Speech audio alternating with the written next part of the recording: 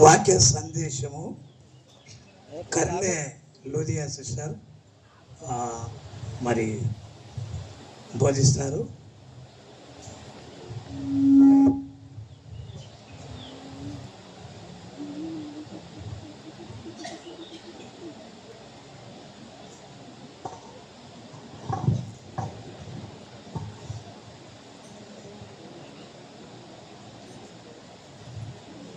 దేవుని నామానికి మహిమ కలిగినాక అర్హత లేకున్నా దీనురాలికి మరొకసారి అవకాశం ఇచ్చినందుకు అయ్యగారు కూడా ఇండి వందనాలు. సంఘ బిడ్డలందరికీ కూడా ప్రభు పేరిట వందనాలు తెలియజేస్తున్నాను.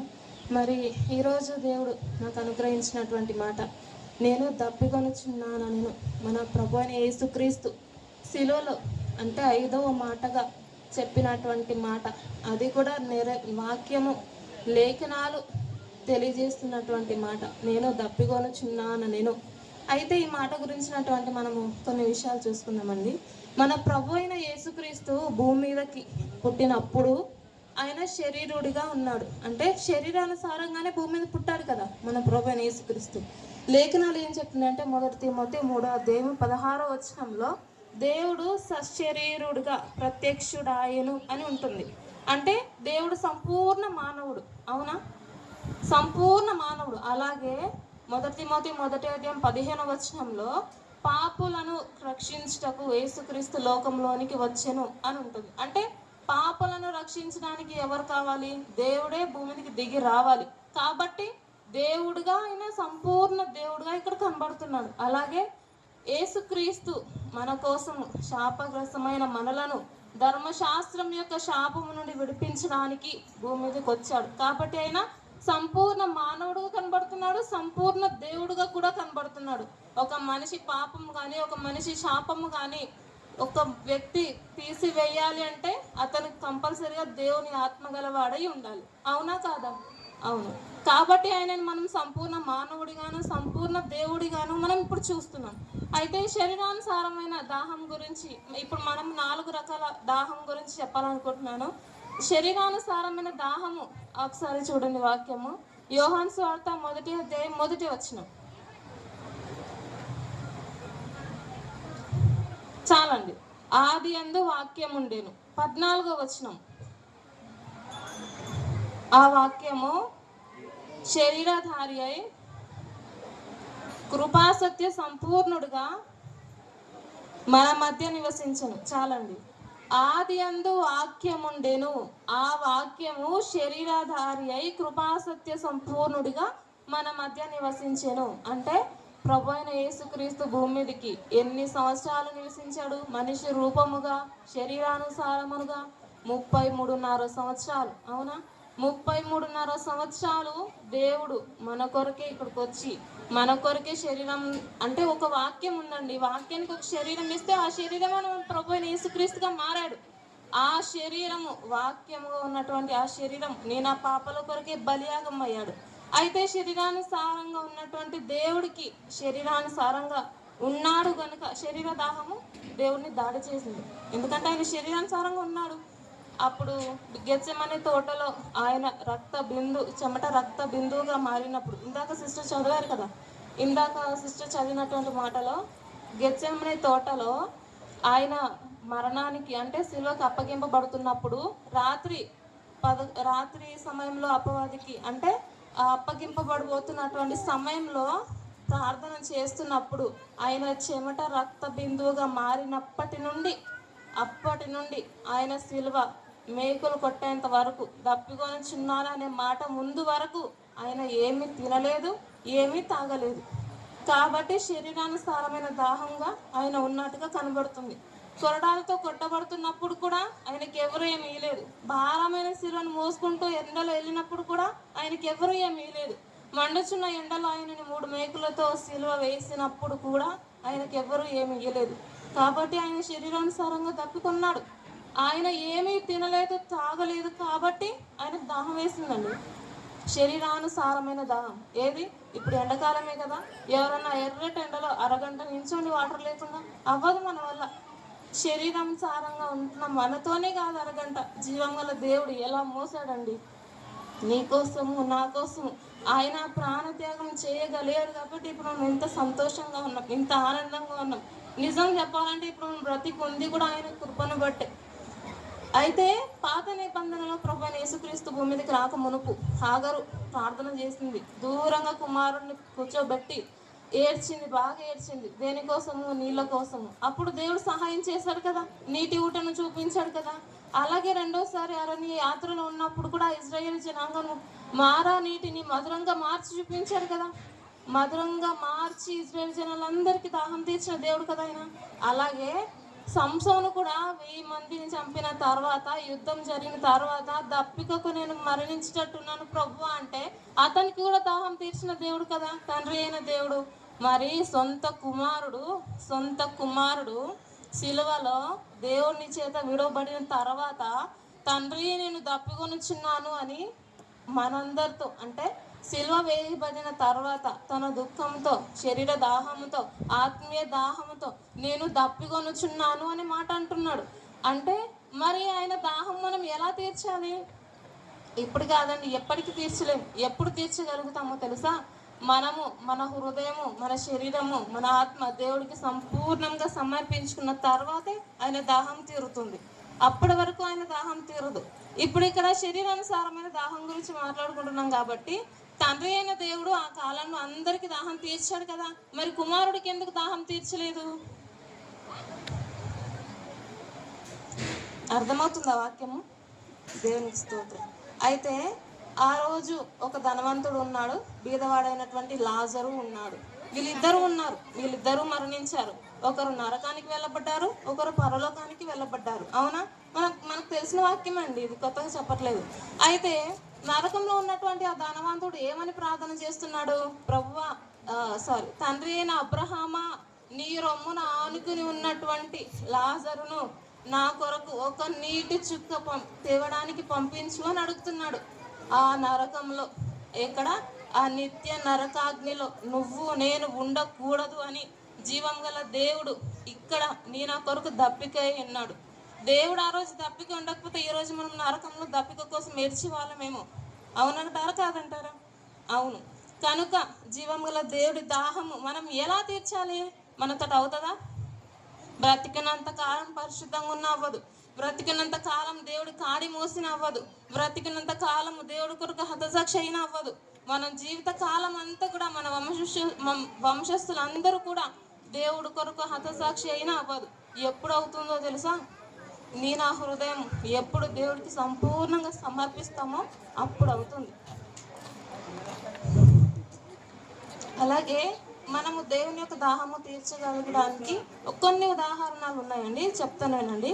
మత్తయి సువార్త 25వ అధ్యాయము 40వ వచనంలో, మిక్కిలి అల్పులైన ఈ నా సహోదరులలో మీరు ఒకరికి చేసితిరు గనుక నాకును చేసినట్టే అంటున్నాడు దేవుడు. మనకి అప్పుడు అవకాశం లేదండి, ఇప్పుడు అవకాశం ఉంది. నీ నా సహోదరులలో ఎవరైతే బీదవారు ఉంటారో, ఎవరైతే లేని స్థితిలో ఉంటారో వారికి మనం చేసామనుకోండి, ఏ విధమైన సహాయం చేసినా సరే దేవుడు అంటున్నాడు నాకు చేసినట్టే అంటున్నాడు. అలాగే మత్తయి సువార్త 10వ అధ్యాయం 42లో కూడా అంటున్నాడు, మరియు శిష్యుడని ఒకడు ఈ నా చిన్న వారిలో ఒకనికి గిన్నెడు చన్నీళ్ళు ఇచ్చినా కూడా వాని ప్రతిఫలం పోగొట్టుకోడంట. అంటే ఇప్పుడు మన సేవకులు ఉన్నారండి, ఆత్మీయమైనటువంటి దైవ సేవకులు ఉన్నారు, మన ఇంటికి వచ్చారు. మనము మంచి జ్యూస్ లేకపోతే మంచి ఫ్రూట్స్ లేదంటే బిర్యానీ ఏదైనా పెడతాం.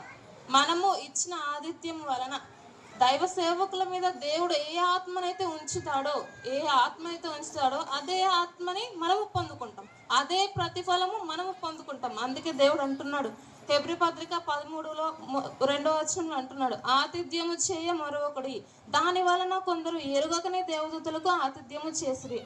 ఇప్పుడు ప్రేమలు తక్కువ అయిపోయి ఆతిథ్యం తక్కువైంది కదండి. ఇప్పుడు కూడా మనకు ఆ ప్రేమ కరువైపోయి గత 5 నెలలుగా సమాధానం లేకుండా ఉంటున్నాం. నిజం చెప్తున్నాను. అలాగే నిరుపేద సేవకులకు దాహం తీర్చినట్లయితే మనం దేవునికి చేసినట్టు వారిమే అవుతామండి. ఈ విధంగా కూడా దేవుని దాహం తీర్చిన వారిమే అవుతాం. ఇప్పుడు 2వ విధమైన దాహము చూసుకుందాం, లేఖన వచనం నెరవేర్పు యొక్క దాహము. ఇప్పుడు మన ప్రభు అయిన యేసుక్రీస్తు భూమి మీద పుడతాడని చాలా మంది ప్రవక్తలు రాశారు. అవునా? అంతెందుకు, ఏషియా 9:6లో కూడా ఉంటది, ఎలా అనగా మనకు శిశువు పుట్టును అని. అవునా? పుట్టిన కాడు నుండి మరణించేంత వరకు, అంటే ఈ సిలువ వేసేంత వరకు, దేవుడు సంపూర్ణంగా ఆత్మను అప్పగించుకునేంత వరకు ప్రతి వచనము, ప్రతి లేఖనం, ఇందాక యెషయాలో చూసాము, కీర్తనలు చూసాము, చాలా చోట్ల చూసాము. అవునా? పుట్టక ముందే, యేసుక్రీస్తు భూమి మీదకి రాకముందే ప్రవచనాలన్నీ కూడా దేవుని కొరకు లెక్కించబడి ఉన్నాయి. అందులో అన్ని చెప్పడానికి ఇప్పుడు సమయం లేదు కానండి. సిలువను గురించిన కొన్ని మాటలు చెప్తున్నాను చూడండి.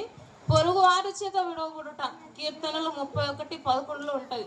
కూట సాక్షులు లేచుట కీర్తన 35:11 ఉంటుంది. దౌర్జన్యము చేయటం వలన నోరు తెరవలేని స్థితి యెషయా 53:7 ఉంటుంది. దుర్మార్గులు ఆవరించుట, సిలువ వేయుట కీర్తనలు 22:18 ఉంటుంది. దేవుని చేత విడువబడిన స్థితి కీర్తనలు 22:1 ఉంటుంది. ఇందాక చదివారు సిస్టర్ గారు. వారు చేదును నాకు ఆహారంగా పెట్టిరి, నాకు దప్పిక అయినప్పుడు చిరకను త్రాగనిచ్చిరి కీర్తనలు 69:21 ఉంటుంది మాట. దేవుడు ప్రతి ప్రవచనము నెరవేర్చడానికి వచ్చింది. అయితే లాస్ట్ నా ఈ దప్పికను వచ్చిన్నాను అనే మాట ఒక్కటి పెండింగ్ ఉంది. అయితే ఈ మాటను కూడా దేవుడు, ఒక మాట ఉంటుంది కదా రోమా 8:28, దేవుని ప్రేమించే వారికి అనగా ఆయన సంకల్పం చొప్పున పిలువబడిన వారికి సమస్తము సమకూడి మేలు కొరకే జరుగుతుంది అన్నట్టుగా ఈ లోక మానవాళి కొరకు, మనందరి మేలు కొరకు జీవం గల తండ్రి అయిన దేవుడు కుమారుణ్ణి సిలువ వేయడానికి, అప్పగించడానికి ముందు నుండి సిలువ వేసేంత వరకు దప్పికగా ఉంచాడు. ఎవరి కొరకు? మన కొరకు.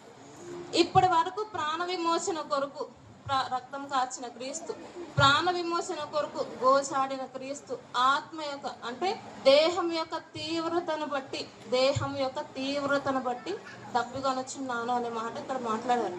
అర్థమవుతుందా? దేవునికి వందనాలండి. అలాగే ఇక్కడ మనం చూసుకోవాల్సినటువంటి మాట ఇంకొకటి ఉందండి.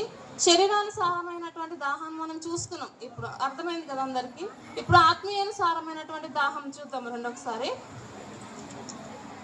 యెషయా గ్రంథము 53:11 అంటాడు, అతడు తనకు కలిగిన వేదనను చూచి తృప్తి నొందును. ఇప్పుడు దేవుడు ఎంత ఆత్మీయుడు, ఎంత పరిశుద్ధుడు, ఎంత దేవుడు అయి ఉంటే తనకు వచ్చే ఆపద, తనకు వచ్చే శోధన, అతని నలుగొట్టబడుతున్నారని తెలిసి కూడా ఎంత సంతోషించాడు, ఎంత తృప్తి పడ్డాడు. ఇందాక మనం చూసాం కదా, అతను నలుగొట్టుటో అతను సంతోషించను అని. ఈ వాగ్దానాలు అన్నీ కూడా ఆయన గురించి నెరవేర్చడానికి వచ్చాయి. అయితే ఈ ఆత్మీయమైనటువంటి దాహంలో కూడా మనం కూడా రక్షింపబడ్డాం కదా, దేవుని నమ్ముకున్నాం కదా, దేవుని ఆరాధిస్తున్నాం కదా. మనం ఏ విధమైన దాహం కలిగి ఉన్నాం? కరెక్ట్గా మనం చర్చికే రాము, చర్చికి వచ్చిన దేంట్లో పాల్గొనము, కానుకలు కూడా ఏమో ఎట్లా వచ్చినామో అట్లనే వెళ్ళిపోతాము. నీ ఆత్మీయ స్థితిని బట్టి దేవుడు సంతోషిస్తున్నాడా? నా ఆత్మీయ స్థితిని బట్టి దేవుడు ఆనందిస్తున్నాడా? దేవుని ఆనందం పెట్టే అంతటి ఆత్మీయ స్థితి మనకున్నదా? ఏది లేదండి. మనం అడగాలి ప్రభువుని, దేవా నువ్వు ఆత్మీయ దాహము అంటే శరీరానుసారమైన దాహం పొందుకున్నావు, ఆత్మీయానుసారమైన దాహం పొందుకున్నావు. జీవం గల దేవుడు ఆత్మీయానుసారమైన దాహం ఎలా కలిగి ఉన్నాడో తెలుసా?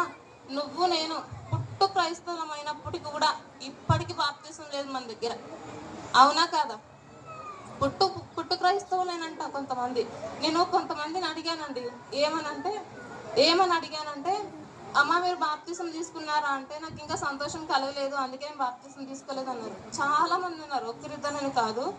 అయితే వాళ్ళు అన్నారు, పరలోకంలో ఒక మనిషి బాప్తిసం తీసుకుంటే పరలోకంలో కొన్ని కోట్ల దేవదూతలు సంతోషిస్తాయంట. పరలోకమే సంతోషించే దానికంటే గొప్ప సంతోషం భూమి మీద ఇంకేమైనా ఉంటుందా? నువ్వు బాప్తిసం తీసుకొని చూడు, దేవుడు నేను ఎలా వాడుకుంటాడో తెలుస్తుంది. బాప్తిసం తీసుకొని చూడు, దేవుడు నేను ఎంత సంతోషంలో నిలబడతాడో తెలుస్తుంది. బాప్తిసం తీసుకొని చూడు, దేవుడు నిన్ను బట్టి ఎంత సంతోషిస్తాడో తెలుస్తుంది. మనకు అన్ని ఈజీగానే ఉంటాయి, అనుభవిస్తే తెలుస్తుంది అంటారు. కానీ బాప్తిసం తీసుకొని చూడు, అపవాది సంఖ్యల నుంచి విడవబడిన వ్యక్తిగా దేవుడు నిన్ను చూపిస్తాడు. బాప్తిసం తీసుకొని చూడు, ఊహించిన విధంగా దేవుడిని నిలబెడతాడు. అయితే ప్రతి విషయంలోనూ దేవుడు మనల్ని కాపాడుతూనే ఉన్నాడు, ఎంచుకుంటూనే ఉన్నాడు, ఏర్పరచుకుంటూనే ఉన్నాడు. ఆయన ఎంతగా ప్రేమించాడంటే ప్రతి విషయంలో కూడా తన బిడ్డలు ఎక్కడ బాధపడతారని ప్రతి విషయంలో కూడా కంటి పాపలాగా కాపాడుకుంటూ, నడిపించుకుంటూ, పోషించుకుంటూ, తన చిత్తానుసారంగా నడిపించుకోవాలని ఇప్పటి వరకు నన్ను బ్రతికే ఉంచాడు. మనం నరకానికి పోవడం దేవుడికి ఇష్టమా? ఇష్టం లేదు కదా. పరలోకముకి వెళ్ళాలని దేవుడు ఆశపడుతున్నాడు. పరలోకముకే మనం ప్రయాసపడాలని కోరుకుంటున్నాడు. ఆ విధంగా మనం కూడా దేవుడి కొరకు ఏదైనా చేయాలి. 3 దాహంలు అయిపోయినాయి కదండి. ఇప్పుడు 4వ దాహం. ఒక్క నిమిషం. 4వ దాహం ఏమిటంటే ఆత్మీయమైనటువంటి దాహం. 4వ దాహం ఏమిటంటే దైవికమైన దాహం. దేవుడు కొరకు బైబిల్లో కొంతమంది కొన్ని విధాలుగా శ్రమపడ్డారు. ఇప్పుడు దేవుడే కావాలని నిలబడినటువంటి షడ్రక్ మేషక్ అబేద్నెగోలు ఏమయ్యారు? సాక్షాత్తం దేవుడే వచ్చి వారిని అగ్నిలో నుంచి కాపాడారు. అవునా? అలాగే యోబు కూడా దిగంబరిని వచ్చుతూనే దిగంబరిని పోతుంది కానీ యథార్థతని వదలను అన్నాడు. దేవుడు అతన్ని 200గా ఆశీర్వదించడా లేదా? అలాగే పౌలు కూడా బ్రతుకుట నీ కొరకే, చావైన నీ కొరకే అన్నాడు. అతన్ని దేవుడు 13 పత్రికలు రాసేంతగా వాడుకున్నాడు. అవునా? దేవుని వల్ల ఎన్నో విధాలుగా శోధింపబడ్డాడు. దేవుడు అతన్ని ఎంతగా హెచ్చించాడు, ఎంతగా వాడుకున్నాడు. ఈ రోజు నేను దేవుని కొరకు ఏం చేస్తున్నాము? మనల్ని మనం ప్రశ్నించుకోవాల్సిన మాట అండి. దేవుడు మనల్ని కాపాడుతున్నాడు, అన్ని చేస్తున్నాడు. మనం ఏం చేస్తున్నాము?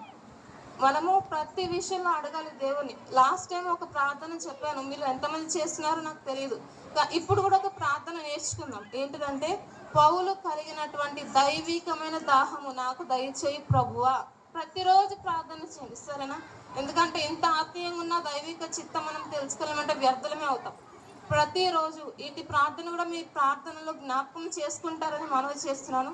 అవకాశం ఇచ్చిన అయ్యగారికి వందనాలు. Thank you. ఒక చిన్న ప్రార్థన చేయాలనుకుంటున్నాను, కళ్ళు మూసుకున్నట్లయితే. మహాపరిశుద్ధమైన గొప్ప దేవ, కృపగల తండ్రి, దయగల దేవ, నీ ఘనమైన, శ్రేష్టమైన, ఉన్నతమైన, పరిశుద్ధమైన గొప్ప శుభనామానికి వందనాలు తండ్రి. ఈ దినాన్ని మేము చూడగలుగుతున్నామంటే నీకు కృప ప్రభా. నువ్వు మమ్మల్ని ఎంచుకున్నావు, ఏర్పరచుకున్నావు, రక్షించుకున్నావు, క్రైస్తవులుగా మమ్మల్ని మార్చినావు ప్రభా. నీకు వందనాలయ్యా. ఇన్ని కోట్ల మందిలో మమ్మల్ని క్రైస్తవులుగా ఎన్నుకున్నావు మా కొరకు ప్రభా. నువ్వు ఎన్నో త్యాగాలు చేసిన ప్రభా. నీకు వందనాలు, స్తుతులు, స్తోత్రములయ్యా. అవునయ్యా, రక్షింపబడిన మేము బహు ధన్యులమై ఉంటున్నాం ప్రభా. మేము ఏ విధంగా నడుచుకుంటే నీకు ఇష్టమో, ఏ విధంగా ప్రవర్తిస్తే నీకు ఇష్టమో, ఏ విధంగా ఉంటే నీకు ఇష్టమో అటు విధంగా మమ్మల్ని నడిపించండి ప్రభా. అవును తండ్రి, మేము పుట్టి ఇన్ని సంవత్సరంలో అవుతున్నది కానీ ప్రభా, ఏ రోజు కూడా నీకు ఇష్టమైన విధంగా మేము లేమేమో ప్రభా. నీకు వందనాలయ్యా. దైవికమైన దాహము మాలో కలిగించమని, దైవికమైన దాహము మాలో దయచేయమని ప్రార్థిస్తున్నాము నాయన. నీ సహాయం బిడ్డలందరికీ నాకు అనుగ్రహించమని తండ్రి, ఇటు సమయం అంతా నీ పాదాలు చింత పెడుతూ నీ కొరకు ఏదైనా చేయగల కృప ఇయ్యమని వేడుకుంటూ యేసుక్రీస్తు అనే శక్తిగల నామంలో ప్రార్థించి అడిగి పొంది నాము తండ్రి. ఆమేన్.